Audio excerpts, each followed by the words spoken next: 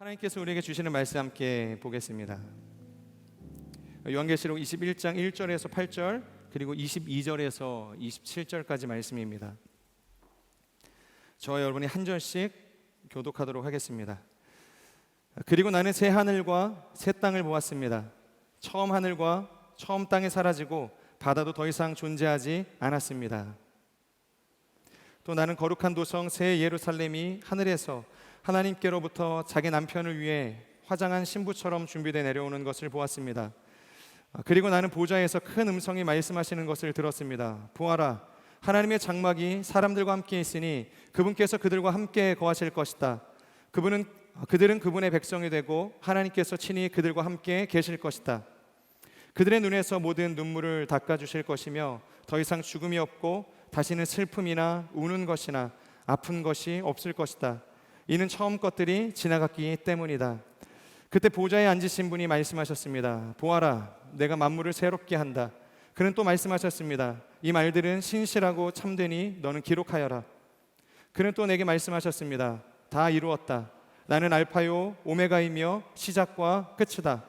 내가 목마른 사람에게 생명수 샘물을 값없이 줄 것이다. 이기는 사람은 이것들을 상속할 것이며 나는 그의 하나님이 되고 그는 내 아들이 될 것이다. 그러나 두려워하는 사람들, 신실치 못한 사람들, 가증한 사람들, 살인한 사람들, 음행하는 사람들, 점술가들, 우상 숭배하는 사람들, 모든 거짓말쟁이들은 불과 유황에 타는 못에 던져질 것이다. 이것이 둘째 사망이다. 나는 도성 안에 성전이 없는 것을 보았습니다. 이는 전능하신 주 하나님과 어린 양께서 도성의 성전이시기 때문입니다. 도성은 해나 달의 비춤이 필요 없습니다. 이는 하나님의 영광이 도성을 비추며 어린 양께서 도성의 등불이 되시기 때문입니다. 나라들이 도성의 빛 가운데 다닐 것이며 땅의 왕들이 자기들의 영광을 도성으로 들여올 것입니다. 도성의 문들은 낮에는 전혀 닫히지 않을 것입니다. 그곳에는 밤이 없기 때문입니다. 그들이 나라들의 영광과 존귀를 도성으로 들여올 것입니다. 그러나 어린 양의 생명책에 기록되어 있는 사람들 외에 모든 속된 것과 가증한 것과 거짓을 행하는 사람은 도성으로 들어오지 못할 것입니다. 아멘. 네, 오늘은 웰컴 홈이라는 제목으로 하나님의 말씀을 나누도록 하겠습니다. 여러분은 이 집이라는 단어를 떠올릴 때 무엇이 가장 먼저 떠오르시나요? 집, 가정, 이런 단어들을 우리가 생각할 때 무엇이 가장 먼저 그려지시나요? 어떤 이에게는 이 따뜻한 식탁, 또 어떤 이에게는 멀리 떠난 이 가족들이 떠오르게 될지도 모릅니다. 개인적으로 매우 인상이 깊었던 한 이민자의 고백이 있었는데요. 그분은 평생 이 해외에 살았지만 죽기 직전에 남겨진 사람들에게 그렇게 이야기를 했다고 합니다. 언젠가는 다시 우리 집에 가야지. 우리 모두 손 붙잡고 그곳에 꼭 다시 가야지. 여기서 이민자께서 말씀하시는 그 집이라는 것은 단순한 어떤 고향집을 이야기하는 것이 아니었습니다. 그에게 이 집은 존재의 중심, 이 뿌리와도 같았던 것이죠. 그래서 이 C.S. 루이스는 이런 이야기를 했습니다. 우리는 이 세상에 속하지 않았기 때문에 이 세상으로는 만족할 수 없습니다. 왜냐하면 인간 안에는 잃어버린 에덴의 기억이 새겨져 있기 때문입니다. 오늘 우리가 나눌 이 요한계시록 21장은 바로 그 집에 대한 이야기를 하는 것입니다. 우리의 영혼 가운데 하나님께서 새겨주신 그 에덴, 우리가 돌아가야 할 그 영원한 본향에 대한 이야기를 하는 것이죠. 우리가 그토록 그리워하는 궁극적인 집이고 하나님이 거하시고 우리를 영원히 맞이해 주시는, 교제하게 하시는 그 집이 되는 것입니다. 우리 1절에서 2절의 말씀을 같이 함께 읽도록 하겠습니다. 시작. 그리고 나는 새 하늘과 새 땅을 보았습니다. 처음 하늘과 처음 땅이 사라지고 바다도 더 이상 존재하지 않았습니다. 거룩한 도성 새 예루살렘이 하늘에서 하나님께로부터 자기 남편을 위해 화장한 신부처럼 준비되어 내려오는 것을 보았습니다. 여러분, 신학을 연구하는 이 학문 가운데 이 조직신학이라는 분야가 있습니다. 그리고 그 조직신학 안에도 굉장히 여러 가지 분야로 나뉘게 되어지는데요. 예수님에 관해서 연구하고 있는 조직신학의 분야는 뭘까요? 예수님, 기독론입니다. 그러니까 삼위의 하나님에 관한 것을 연구하는 분야는 뭘까요? 신론입니다. 또 교회에 관한 것은 교회론이라고 하고 종말에 관한 것은 종말론이라고 이야기하는 것이죠. 그러니까 마찬가지로 구원에 관한 영역도 이 조직신학의 분야에 있는데 바로 구원론이라고 이야기를 합니다. 자, 그런데 이 조직신학에서 이 구원론은 그냥 단순히 구원을 받았다라는 어떤 일회적인 표현으로 사용되어지지 않고 쉽게 말하면 구원에도 단계가 있다 이렇게 이야기를 하죠. 그것이 바로 우리가 지난주에 그리고 그 전주에도 나누었던, 그리고 제가 지금도 입고 있는 이 티에 새겨진 이 슬로건과 같습니다. D2V. 다시 다른 말로 이야기를 하면은 이미와 아직이라는 표현으로도 사용을 할 수 있습니다. 먼저 이 D는 무엇입니까? D에서 V로 가야 되는데 D는 뭘까요? 뭐의 약자입니까? Decision Day. 이것은 선언의 날이 되는 것이죠. 그러니까 우리를 구원하시겠다는 하나님의 의지가 선포되어지는 그 날인 것입니다. 창세기 3장 15절을 보면 이런 말씀이 있는데 우리 같이 한번 읽어보도록 하겠습니다. 시작.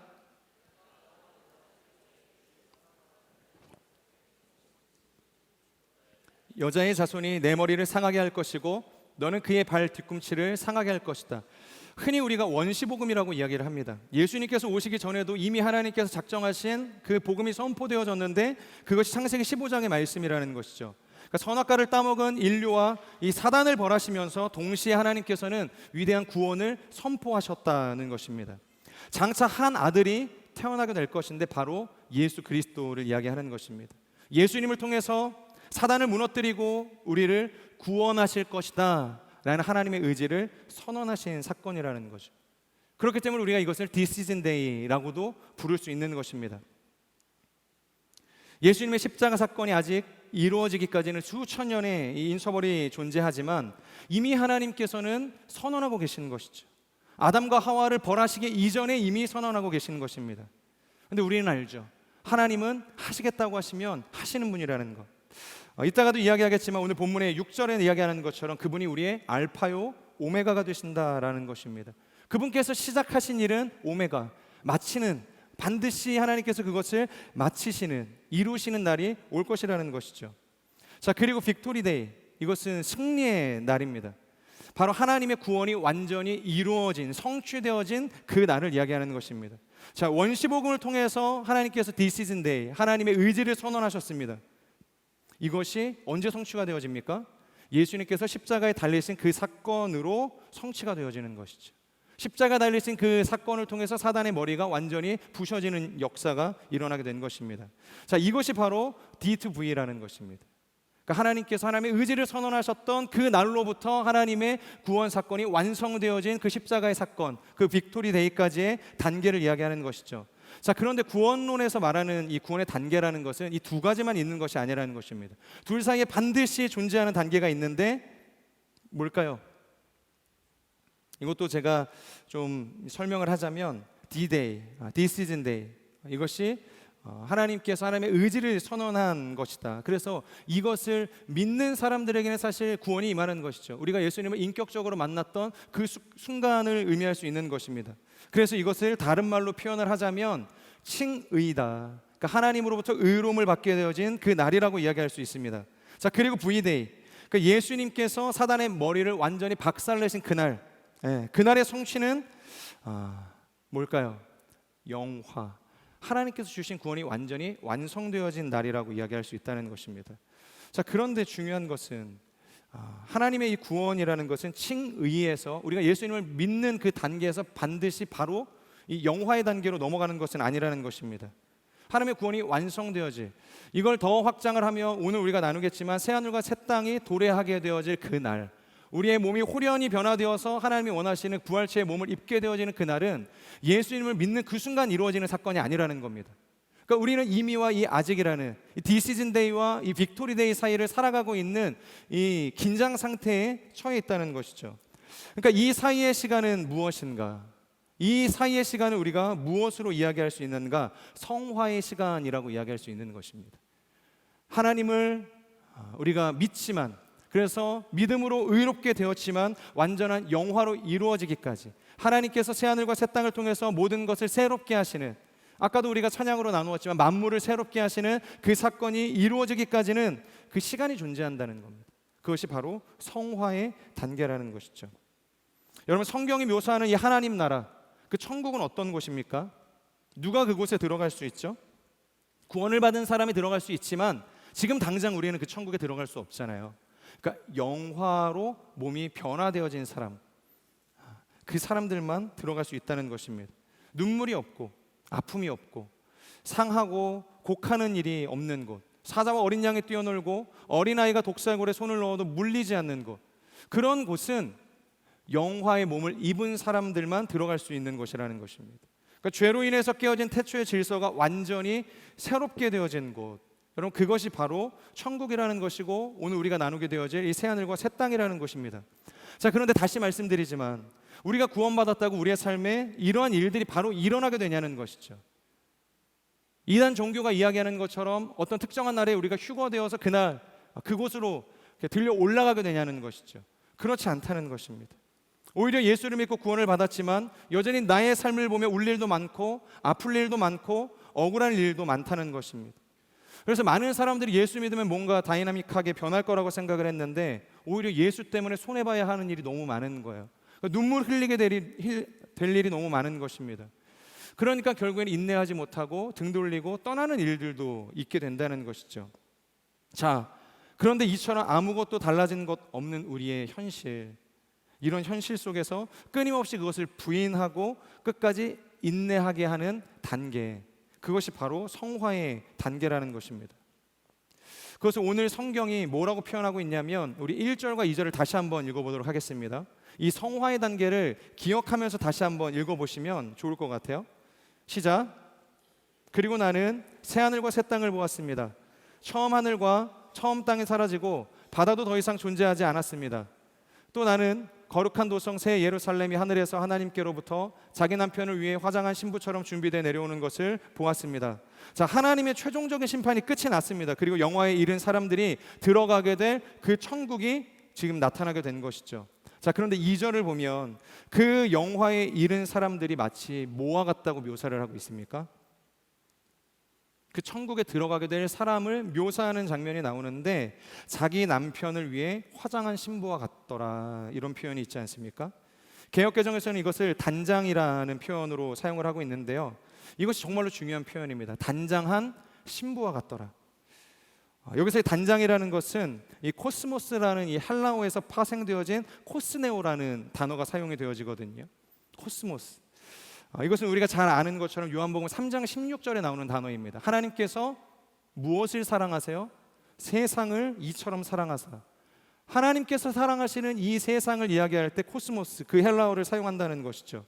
그런데 이 코스모스는 세상이라는 헬라어의 의미도 있지만 또 다른 의미로는 질서라는 의미도 가지고 있습니다. 제가 아까 하나님의 나라를 묘사할 때 어떠한 나라라고 말씀을 드렸습니까? 질서가 회복되어진 나라라고 말씀을 드렸죠. 죄가 힘을 잃고 깨어졌던 질서가 제자리를 찾게 되어지는 나라, 하나님의 형상이 온전히 복원되어지는 나라, 그곳이 하나님의 나라라는 것입니다. 코스모스, 질서를 통해서 회복되어지는 나라가 하나님의 나라라는 것이죠. 그러니까 그런 나라에 누가 들어갈 수 있는가?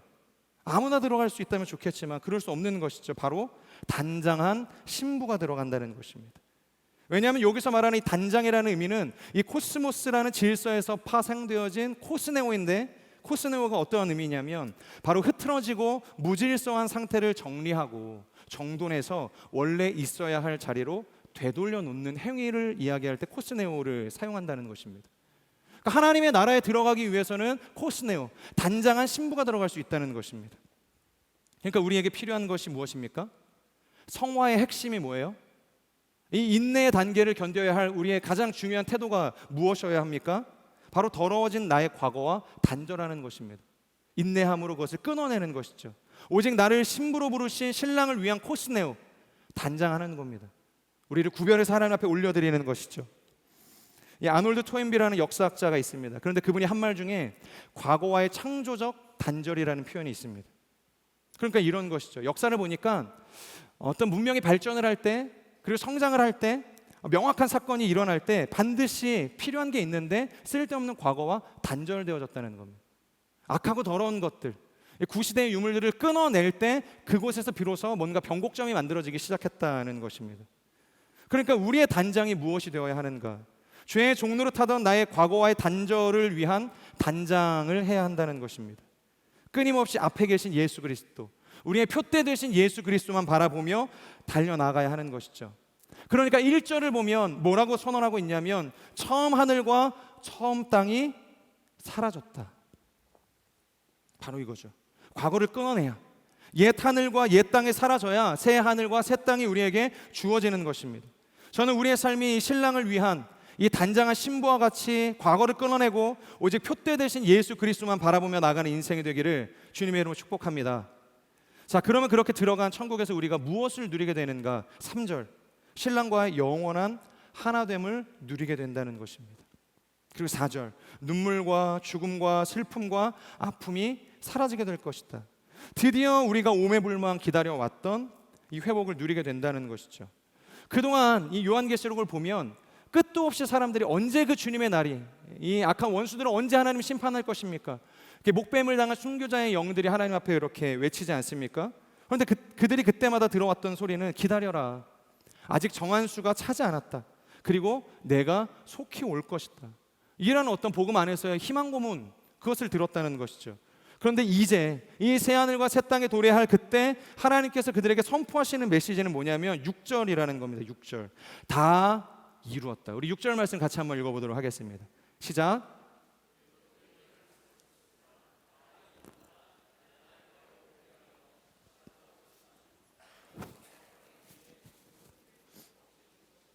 네, 다 이루었다는 것입니다. 진짜 모든 것을 완벽히 끝내는 에스카토스, 종언을 고하는 그 하나님의 음성을 듣게 된다는 것입니다. 자, 그런데 재밌는 게 여기서 이야기하고 있는 다 이루었다는 것이 무슨 의미일까요? 성경을 보면 이 다 이루셨다라는 표현이 오늘 본문 말고도 한 군데서 더 드러나게 되는데 혹시 기억나시나요? 예수님께서 십자가에서 숨이 지실 때 마지막 이 숨이 꺼져가시기 직전에 다 이루었다, 그렇게 말씀하지 않으십니까?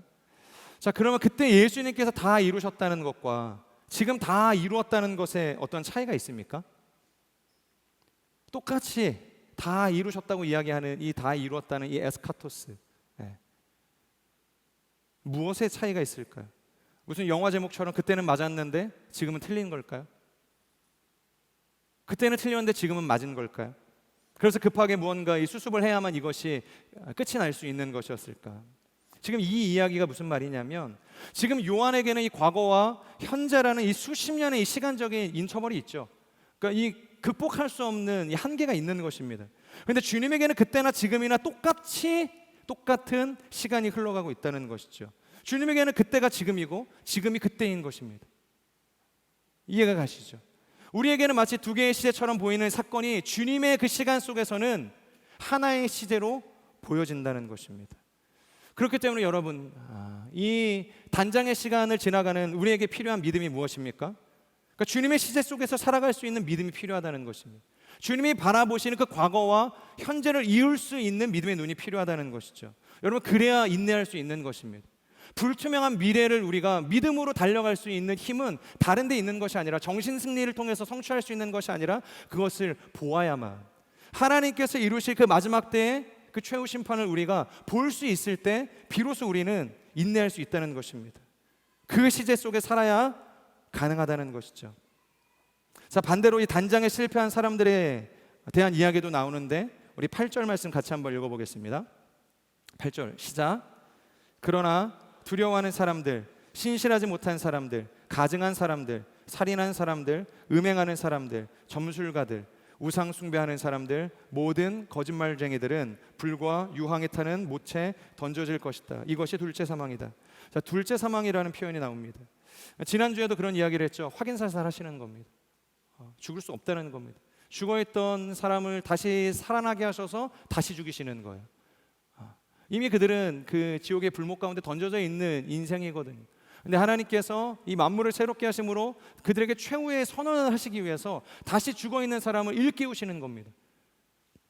그리고 다시 넌 죽었어, 그러면서 다시 죽이시는 확인사살인 것이죠. 죽음을 깨워 다시 죽음을 선고하시는 것입니다. 죽음으로 결코 하나님의 심판을 피할 수 없다는 이야기를 하시는 거죠. 제가 말씀을 곰곰이 묵상을 하는데 그런데 이게 둘째 사망이 아니라 사실상 이 셋째 사망일 수도 있겠다라는 생각이 드는 것입니다. 왜냐하면 이 베드로전서 3장 19절을 보면 이런 말씀이 있지 않습니까? 그가 또한 영으로 가서 옥에 있는 영들에게 선포하시니라. 예수님께서 죽으시고 부활하시기까지 사흘간의 이 시간이 있지 않습니까? 그래서 많은 사람들이 도대체 예수님은 죽으시고 난 다음에 무엇을 하셨을까, 이런 어떤 쓸데없는 거에 이제 호기심을 갖게 되는데, 베드로가 그에 관한 답을 주고 있는 것입니다. 바로 옥에 있는 영혼들에게 가서 선포하셨다는 것입니다. 예전에도 이야기했지만 이것이 뭐 천주교의 연옥교리를 뭐 근거하고 지지하는 구절은 아닙니다. 그러니까 옥에 있는 영혼들에게 봐라, 내가 승리했다는 것을 예수님께서 선언하시는 사건이었다는 거예요. 복음으로 내가 승리했다는 것을 선포하셨다는 것입니다. 그래서 캐루소, 이 캐루소라는 헬라어가 그곳에 사용이 되어지는 것입니다. 십자가의 죽음으로 이 사망의 권세를 깨뜨리셨음을 선포하고 계시는 거죠. 자, 그러니까 몸으로 죽는 사망이 첫째 사망이라고 이야기한다면, 옥에 갇혀 심판을 기다리는 이들에게 이 십자가의 승리를 선포하셨던 예수님의 선언은 둘째 사망의 선고일 수 있는 것입니다.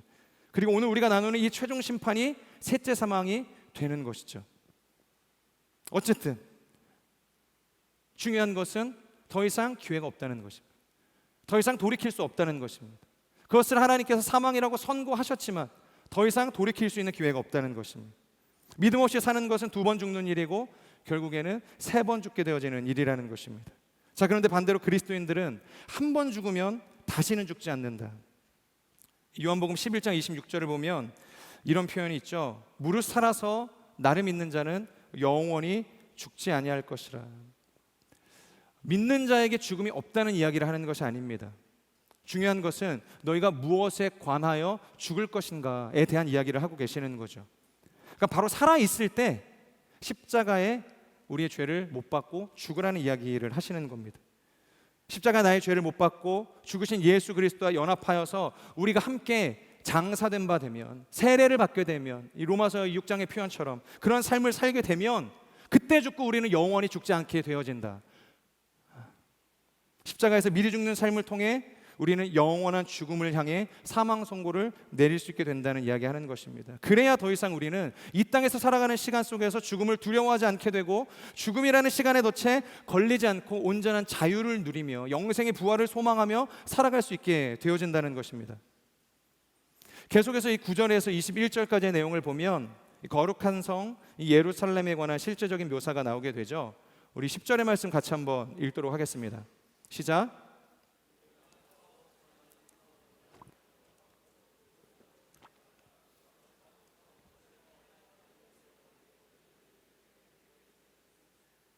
자, 지금 요한이 성령께서 보여주시는 환상을 통해 새 예루살렘에 관하여 보게 됩니다. 여기서 가장 중요한 포인트가 뭐냐면 거룩한 도성 하나님의 이 예루살렘은 어떻게 내려온다는 겁니까? 위로부터 내려온다는 것이죠. 위로부터 내려온다. 예전에 스카이캐슬이라는 드라마가 있지 않았습니까?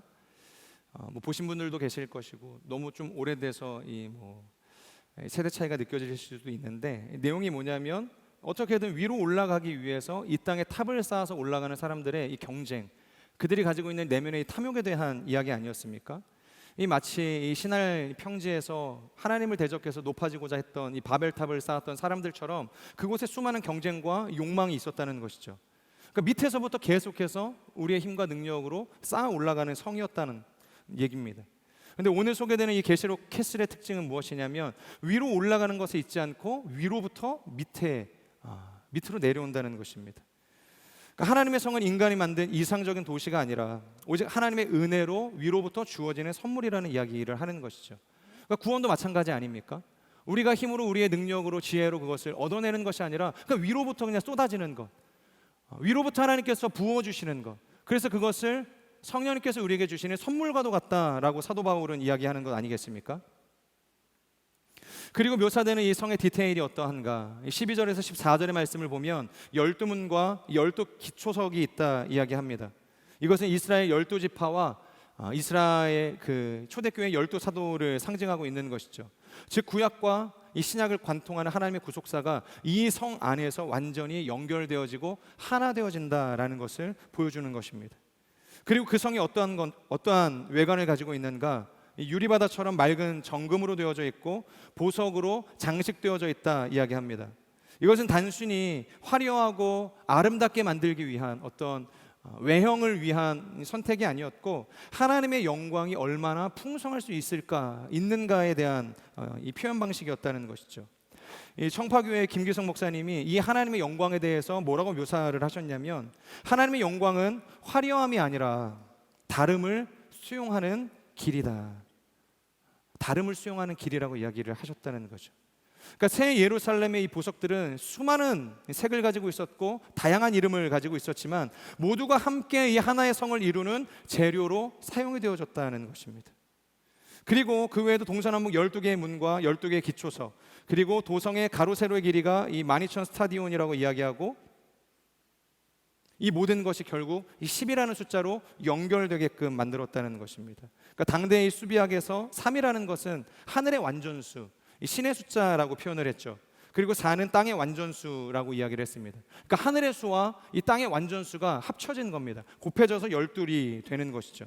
그러니까 결론 지으면 하나님의 나라는 다름이라는, 그리고 차별이라는, 이 분리라는, 혐오라는 것을 만들어내는 세상이 아니라 유대인과 헬라인이 함께 예배를 하고 할례자와 무할례자가 함께 하나님의 임재를 온전히 누릴 수 있는 영광스러운 집이 된다는 이야기를 하고 있는 것입니다. 자, 그리고 22절에서 27절을 보면 계속해서 이런 이야기를 하죠. 우리 22절 말씀 같이 읽도록 하겠습니다. 시작. 나는 도성 안에 성전이 없는 것을 보았습니다. 이는 전능하신 주 하나님과 어린 양께서 도성의 성전이시기 때문입니다. 거룩한 성 이 예루살렘의 특징이 무엇이냐면, 저는 개인적으로 묵상을 하는데 이 대목에서 정말 큰 감동이 되었습니다. 지난주 화성을 할 때도 그랬고, 제가 목요일날 이 리더십들 LTC 할 때도 비슷한 장면에서 하나님께서 인사이트를 주시는데, 더 이상 성전이라는 구별된 공간이 없다는 것입니다. 그 새하늘과 새 땅, 새 예루살렘에는. 이유가 뭐냐면 22절에서 그렇게 이야기하죠. 하나님의 임재가 그 성전, 그 성 가운데 가득하기 때문에, 그곳에 충만하시기 때문이라는 겁니다. 여러분, 우리는 항상 이 종교적인 형식에 기대어서 하나님을 만나려고 하죠. 교회라는 건물 안에서 하나님을 찾고, 사역을 통해서 비전을 추구하고, 헌신을 통해서 우리가 가지고 있는 어떤 왜곡되어진 의를 이루려고 합니다. 그런데 지금 하나님께서 뭐라고 이야기하시냐면, 이제는 형식 안에서 나를 찾지 말고 나 자체, 존재 자체이신 그 하나님을 만나라는 이야기하는 것입니다. 결국 이 새 예루살렘의 비전이라는 것은 우리가 만든 모든 인공적인 이 예배의 틀을 넘어서 하나님과 직접 교제하는 것에 있다는 것이죠. 마치 야곱의 삶을 떠오르게 하는 것입니다. 그러니까 자신을 죽이려고 했던 이 형 에서를 피해서 이 광야를 전전할 때 그는 태어나 처음으로 하나님을 만나게 되거든요. 하나님께서 열린 하늘문을 통해서 천사가 그 사다리를 타고 위아래로 막 오르락 내리락 하는 것을 보면서 그곳에 하나님의 임재를 그가 경험하게 됩니다. 그리고 그 감격이 얼마나 컸던지 하나님께 소원을 드리죠. 내가 죽지 않고 살아서 다시 이 고향 땅으로 돌아오게 되면은 내가 가지고 있는 모든 재산의 10분의 1을 하나님을 위한 제물로 드리겠습니다. 11조의 소원을 하게 되었다는 겁니다.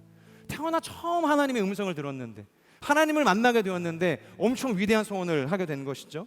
하나님이 강요한 거 아니었으면 본인이 스스로 자발해서 하나님께 바치겠다고 한 것이죠. 그리고 시간이 하염없이 흘러갑니다. 그리고 하나님의 은혜로 사랑하는 아내를 얻게 되었죠. 그리고 이스라엘의 뿌리가 되는 12 아들들도 태어나게 됩니다. 그리고 우여곡절이 많았어요. 그 사이에 뭐 야복강을 건너기 전에 형과 막 씨름하는 일들도 있었고, 싸우는 일들, 갈등하는 일들, 이 모든 것들이 다 해결되어지고 세겜으로 가는 일들도 있었고, 거기에서 자신의 딸이었던 그 사랑하는 딸이 강간을 당하는 일들도 있었죠. 우여곡절이 있었지만 결국 야곱은 일어나 베델로 올라가자. 그리고 자신의 가족들을 이끌고 베델로 갑니다. 그리고 제단을 쌓죠. 그리고 하나님께 약속했던 예배를 드리기 시작을 합니다. 자, 그런데 그렇게 예배를 받으시고 난 다음에 제단 가운데 임재하시는 하나님께서 야곱에게 뭐라고 말씀하시냐면, 내가 이곳을 더 이상 베델이라고 하지 않을 것이다. 베델은 뭡니까? 베트, 집이죠. 엘, 하나님. 그러니까 하나님의 집입니다. 예전에 하나님을 만났던 감격이 너무 컸기 때문에, 그 임재가 너무 강렬했기 때문에 이곳이 하나님의 집이다, 야곱이 그렇게 선언한 것이거든요. 그런데 하나님께서 그 베델에서의 예배를 받으시고 베델이라 부르지 않으시고 뭐라고 부르시겠다고 이야기하냐면 엘 베델이다. 엘 베델. 엘 베델은 하나님이 거하시는 하나님의 집이라는 의미입니다. 이게 무슨 말이겠습니까? 그러니까 야고보는 베델로 가면 과거에 자신을 만나주신 그 하나님이 그곳에 계실 거라고 생각을 한 거예요. 그러니까 우리가 마치 이 종교심을 갖고 교회에 가면, 새벽 기도를 가면 그곳에서 하나님께서 만나주실 거라고 기대하는 것과 똑같은 겁니다. 물론 맞죠. 우리가 기도하면 하나님께서 만나주시는 거죠. 하지만 하나님은 성전에 갇혀 계신 분이 아니라는 겁니다. 성전으로 하나님을 제한할 수 없다는 것입니다. 그러니까 야곱에게 있어서 베델은 그런 곳이었습니다. 베델이라는 장소를 하나님과 동일시했다는 것이죠. 그런데 뭐냐면 하나님은 베델에 갇혀 계시는 분이 아니라는 겁니다. 하늘이 주님의 성소이고 땅이 하나님의 발판 아닙니까? 하나님께서 발을 딛고 서 계시는 발판이 이 온 땅이라고 이야기를 시편 기자가 하지 않습니까? 그러니까 하나님은 지금 다시 고향으로 돌아온 이 야곱에게 그것을 알게 해주고 싶으신 거예요. 야곱아, 베델이 아니다, 엘 베델이다. 하나님의 집으로 불려도 그곳에 아무리 화려한 제단과 값비싼 너의 재물을 다 태워서 드려도 그곳에 내가 없으면 아무것도 아니라는 이야기를 하는 것이죠. 사랑하는 여러분, 야곱이 진정으로 돌아가야 했을 고향은 아버지와의 추억에 있는 그 고향 땅도 아니고 하나님과의 뜨거운 만남이 있었던 그 베델의 장소도 아니라 하나님의 임재로 가득한 곳이어야만 했다는 것입니다. 오늘 우리에게도 동일하게 하나님께서 말씀하시는 거죠. 우리도 가야 할 곳이 있다는 것입니다. 그곳이 어디여야 하겠습니까? 마치 야곱의 베델처럼 그저 우리가 막연하게 죽으면 가겠지 하는 그 천국이라는 장소적인 공간입니까? 우리가 가야 할, 그리고 우리가 앞으로 평생을 꿈꿔야 할 그 본향, 그 거룩한 성은 하나님의 임재가 가득한 곳이어야만 한다라는 것이죠. 마치 찬송가의 고백처럼 우리가 거한 곳이 초막이든 빈달이든 주 예수만 함께 한다면 그 어디나 하늘나라입니다 라는 고백과 같은 것입니다. 23절의 말씀도 보면 이 거룩한 성의 특징이 태양이 없고 달이 없다, 그런데 어둡지 않다라는 표현이 있습니다. 밤이 없다는 이야기를 합니다. 왜냐하면 빛 대신 예수님께서 그곳에 계시기 때문에. 다시 말해서 천국은 주님으로 가득한 곳이라는 거죠. 저는 우리의 모든 삶이 그 집을 소망하며 살아가는 인생이 되기를 축복합니다. 이 땅의 고난과 아픔 속에서도 새하늘과 새 땅을 기억하며 나의 삶을 마치 단장한 신부와 같이 인내하며 준비하며 끝내는 그 하나님의 임재로 가득한 거룩한 도성으로 들어가게 되는 인생이 되기를 축복합니다. 우리 함께 좀 시간이 많이 지나기는 했지만 마지막에 우리 같이 불렀던 찬양 있죠? 다시 밤이 없겠고라는 찬양이 있는데 우리 같이 함께 좀 고백하도록 하겠습니다.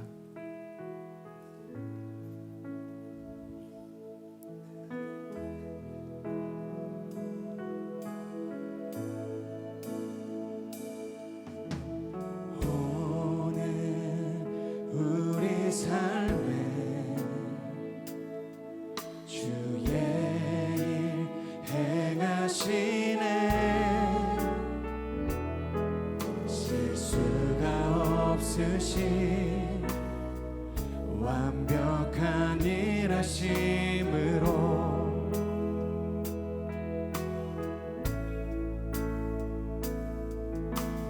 마침내 그날에 주 약속 이루시네. 천지를 지으신 온전한 그 말씀으로 우리 선포하며 나아갑시다. 다시 밤이 없겠고 다시 밤이 없겠고 빛도 쓸데없으니 하나님은 우리의 영원한 빛 되시네.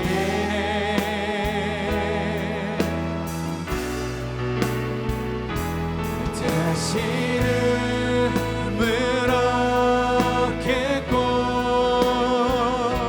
슬픔과 고통 없으리 하나님이 우리가 영원히 함께 살. 우리 한 번 더 선포합시다. 다시 밤이 없겠고 다시 밤이 없겠고 햇빛도 쓸데없으니 하나님이 우리의 영원한 빛 되시네.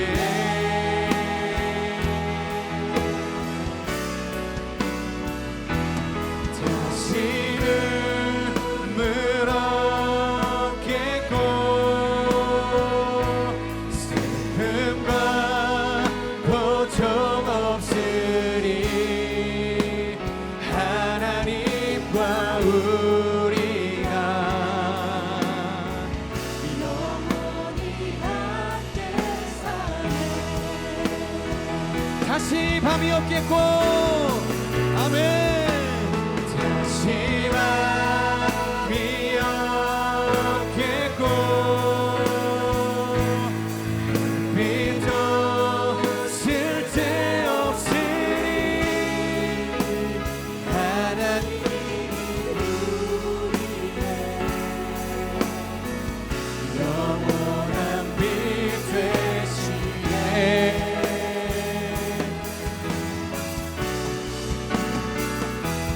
다시는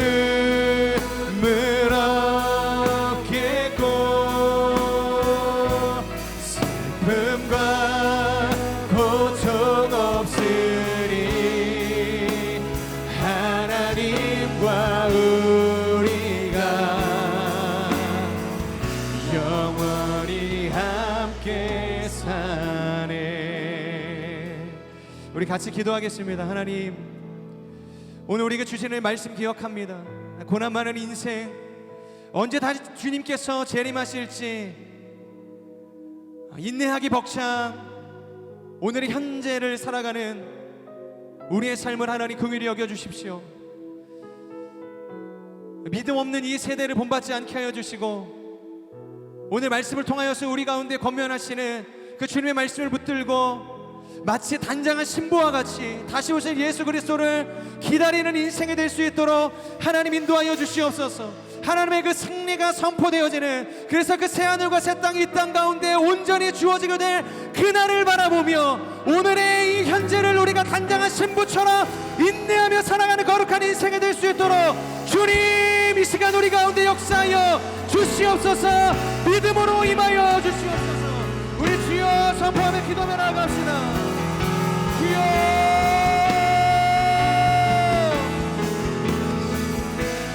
연약한 우리의 인생, 믿음 없는 우리의 인생 가운데 찾아오셔서 마치 단장한 신부와 같이 이 인생길을 달려나갈 수 있는 믿음으로 나가여 주시옵소서. 죄 많았던 우리의 과거와 단절하는 인생, 그래서 하나님의 그 새하늘과 새 땅을 바라보며 달려나가는 거룩한 인생 되게 하여 주시옵소서. 주여,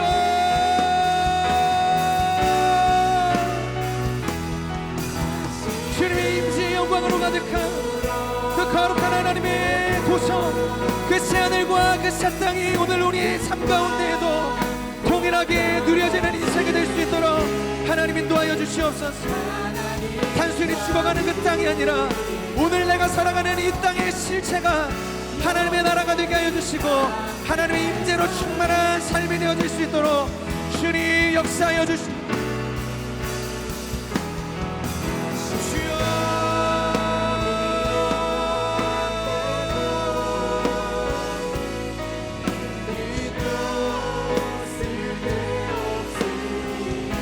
우리의 삶을 주님께 올려드립니다. 죄 많은 우리 인생의 믿음 없음을 주님 앞에 올려드립니다. 주님께서 야곱의 인생 가운데 찾아오셔서 그 열매들의 정신을 깨워주셨던 것처럼 우리의 인생 가운데 찾아오셔서 그 열매들의 정신이 하나님 우리의 삶의 중심으로 들어가는 능력이 되어질 수 있도록 역사하여 주시옵소서. 우리를 다스려 주시옵소서. 그렇게 역사하신 주님을 찬양합니다.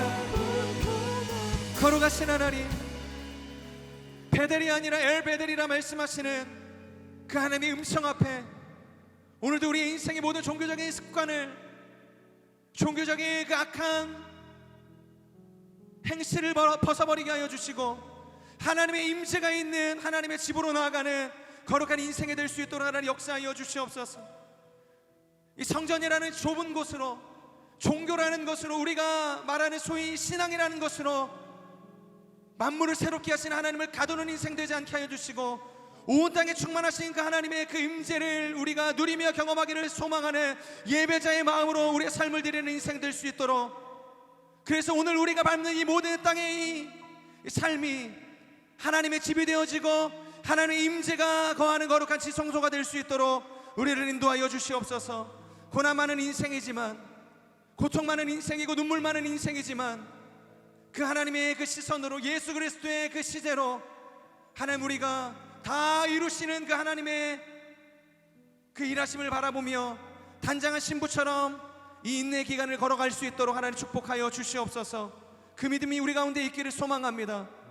그리고 우리가 전하는 이 6개의 아울리치 지역 가운데도 동일하게 선포되어지는 복음이 되어지기를 소망합니다. 하나님께서 보내시니 마땅히 우리가 복음을 들고 그 복음의 소식을 담대하게 선포하는 선교의 시즌이 될 수 있도록 성령 하나님 역사하여 주시옵소서. 그렇게 함께 하실 주님을 찬양합니다. 감사합니다. 예수님의 이름으로 기도합니다. 아멘. 우리의 모든 찬양과 예배와 기도를 받으신 주님 앞에 감사의 박수 한번 올려드리겠습니다. 아멘.